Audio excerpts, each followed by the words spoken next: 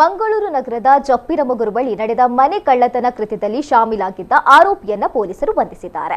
ಕಳವು ಕೃತ್ಯದ ಆರೋಪಿ ಮಹಾರಾಷ್ಟ್ರದ ಸಾಂಗ್ಲಿ ನಿವಾಸಿ 26 ವರ್ಷದ ಸಮಾಧಾನ ಸಕಹರಿ ನರಳೆ ಎಂಬಾತನನ್ನ ಕಂಕನಾಡಿ ನಗರ ಪೊಲೀಸರು ಬಂಧಿಸಿದ್ದಾರೆ.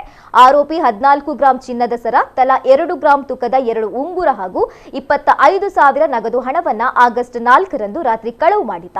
ಈತನನ್ನ ತಲಪಾಡಿ ಬಸ್ ನಿಲ್ದಾಣದ ಬಳಿ ಬಂಧಿಸಿ ಕಳವು ಮಾಡಿದ ಸೊತ್ತುಗಳನ್ನು ಮತ್ತು ಕೃತ್ಯಕ್ಕೆ ಉಪಯೋಗಿಸಿದ ಸಾಧನಗಳನ್ನು ವಶಪಡಿಸಿಕೊಂಡಿದ್ದಾರೆ.